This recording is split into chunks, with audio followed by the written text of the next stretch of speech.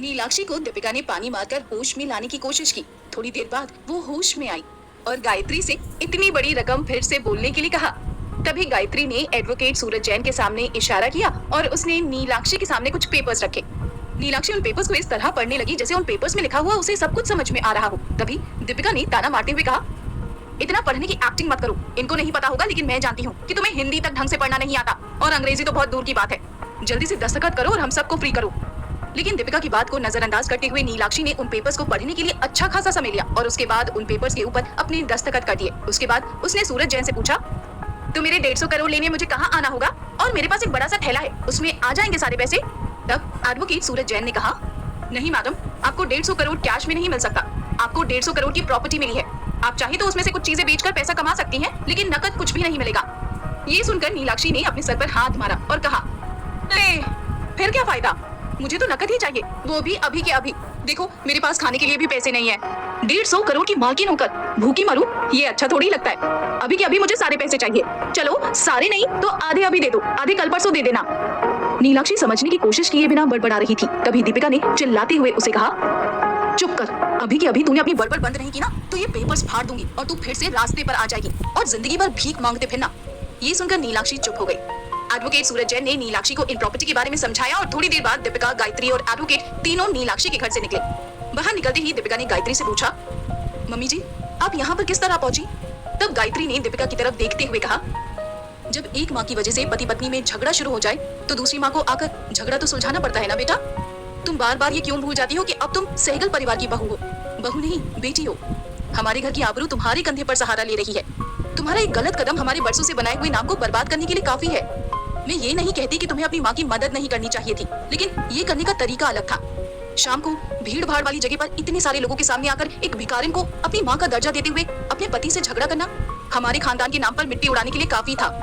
सोचो, अगर मीडिया वालों को ये पता चल जाता कि नीलाक्षी सिर्फ एक भिखारन नहीं बल्कि एक वैश्या है, तो क्या इस तरह इज्जत नहीं जाती तुम्हारी और हमारी? जिस सच को तुम्हारे पिता ने इतने सालों तक बाहर आने से छुपाया, वो तुम्हारी एक लापरवाही की वजह से बाहर आ जाता। खैर, जो हुआ सो हुआ, लेकिन आज के बाद तुम इस औरत को कभी नहीं मिलोगी। दीपिका ने सर झुकाकर गायत्री से माफी मांगी और उसके साथ उसकी गाड़ी में बैठकर अपने घर जाने के लिए निकल पड़ी। उसी समय नीलाक्षी जागते हुए ही सपने देखने लगी थी।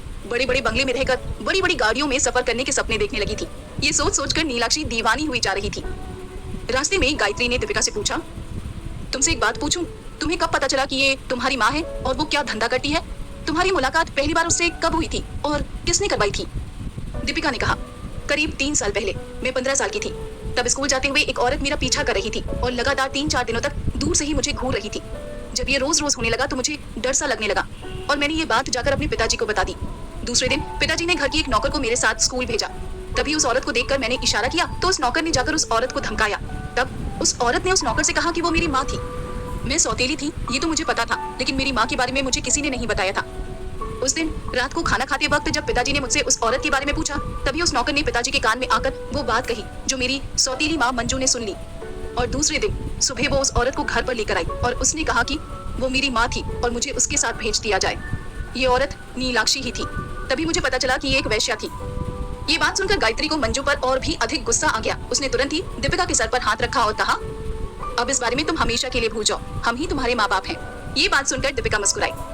थोड़ी देर के बाद जब दीपिका और गायत्री अपने घर पहुंचे और दीपिका ने अपने कमरे में पैर रखा ही था कि वरुण ने उससे पूछा, क्यों आई हो यहाँ पर? मैंने तुम्हें अपनी माँ के पास ही रहने को कहा था ना? ये सुनकर दीपिका ने कहा, अपनी माँ के पास ही आई हूँ मैं, मेरी माँ ही मुझे अपने घर लेकर आई है।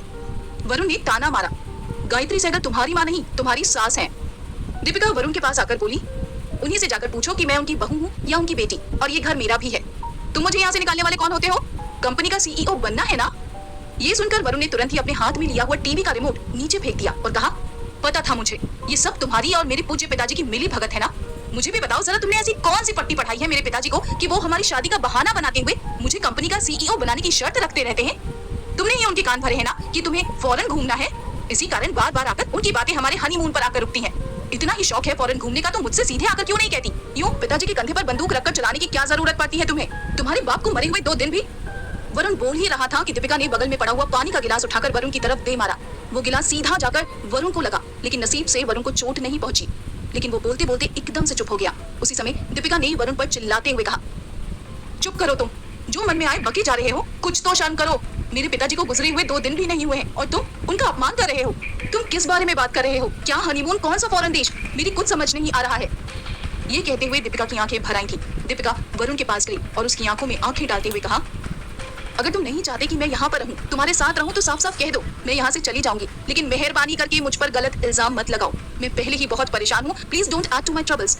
ये कहकर दीपिका ने अपना तकिया और चादर उठाई और कमरे के बाहर बनी हुई बालकनी पर बिछाई हुई नकली घास के ऊपर जाकर लेट गई। वरुण को तुरंत ही अपने बर्ताव पर शर्मिंदगी महसूस हुई। उसे एहसास हुआ कि उसने कुछ ज्यादा ही बोल दिया था। वो तुरंत ही दीपिका के पास गया और उसके पीछे जाकर बैठ गया। उसने दीपिका के कंधे पर अपना हाथ रखा, पर दीपिका ने वरुण का हाथ झटक दिया। वरुण को यह भी एहसास हुआ कि दीपिका रो रही थी। वरुण ने दीपिका को कहा, आज डैड मुझसे मिलने आए थे। उन्होंने कहा कि हमारा हनीमून अभी तक खत्म नहीं हुआ है। कुछ समय के बाद हमें फिर से अपने हनीमून पर जाना होगा और उनकी दी हुई शर्तें पूरी करने पर ही वो मुझे अपनी कंपनी में सीईओ बनाएंगे। बस इसीलिए मेरा गुस्सा और भी ज्यादा बढ़ गया था और गुस्से में आकर न जाने मैंने तुमसे क्या क्या कह दिया।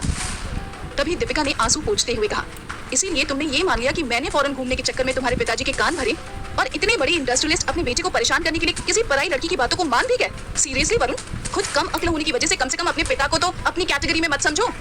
ये सुनकर वरुण को दीपिका की बात का बुरा लगा और चुपचाप वहां से उठा और अपने कमरे के अंदर चला गया। अपने कमरे के अंदर जाकर वरुण ने स्कॉच की बोतल खोली और उसे पीने लगा। तभी दीपिका को एहसास हुआ कि उसने भी कुछ ज्यादा ही कह दिया था। उसे वरुण को कम अक्ल नहीं कहना चाहिए था। इसीलिए वो भी उठकर कमरे में गई और बिना कुछ कहे वरुण के सामने बैठ गई। बिना कुछ कहे उसने वरुण के सामने हाथ बढ़ाकर बोतल मांगी। वरुण ने एक घूंट लेकर दीपिका को बोतल थमा दी। दीपिका ने भी पूरी बोतल को ही मुंह से लगाकर एक बड़ा सा घूंट पी लिया। उसके बाद वरुण ने एक घूंट मारा और उसके बाद दीपिका ने एक। इस तरह बिना एक दूसरे से कुछ भी बात करे दोनों स्कॉच पीते रहे। थोड़ी देर में दीपिका को चढ़नी शुरू हो गई। उसने वरुण से कहा, इस वक्त कोई क्लब खुला होगा? वरुण ने कहा, खुला तो होगा, पर तुम्हें जाना है तो अकेली जाओ, मैं नहीं आऊंगा। दीपिका ने कहा, मैंने तुमसे पूछा भी नहीं, मैं खुद अकेली चली जाऊंगी। वरुण बोला, तुम्हारी वजह से मैंने डिनर तक नहीं किया और तुम्हें क्लब जाना है? दीपिका ने कहा, मैंने कौन सा खाना खाया है? तुम बहुत स्वार्थी हो वरुण, सिर्फ अपने बारे में सोचते हो। वरुण बोला, मैं जानता हूँ कि तुमने भी कुछ नहीं खाया, ये क्लब वगैरह जाने दो, चलो कुछ खाने चलते हैं। दीपिका ने कहा, मुझे तुम्हारे घर पर बना हुआ ऑर्गेनिक, ऑयल फ्री, हेल्दी और बेस्वाद खिचड़ी खाने का कोई मन नहीं है। वरुण बोला, मुझे कौन सा वो खाने का मन है, चलो बाहर जाते हैं खाने के लिए। दीपिका ने कहा, मुझे तुम्हारे 5 स्टार होटल का बेस्वाद खाना खाने का भी मन नहीं है। वरुण ने कहा, तो चलो मेरे साथ। ये कहकर वरुण ने दीपिका का हाथ पकड़ा और घर के बाहर जाकर उसे गाड़ी में बिठाया। खुद भी पिया हुआ था, इसलिए उसने ड्राइवर को गाड़ी चलाने के लिए कहा और दीपिका के बगल में बैठ गया। वरुण ने ड्राइवर से कहा, खाओ गली लेकर चलो, और दोनों वहां जाने के लिए रवाना हो गए। क्या शराब पीकर ही दीपिका और वरुण का रिश्ता ठीक हो सकता था? क्या इसी बहाने ही सही दोनों कभी एक हो पाएंगे? वरुण और दीपिका का ये नफरत का रिश्ता प्यार में कब बदलेगा? 150 करोड़ अपने नाम पर होने के बाद नीलाक्षी क्या नया बखेड़ा खड़ा करेगी? आखिर दीपिका अपनी मां से इतनी नफरत क्यों करती थी?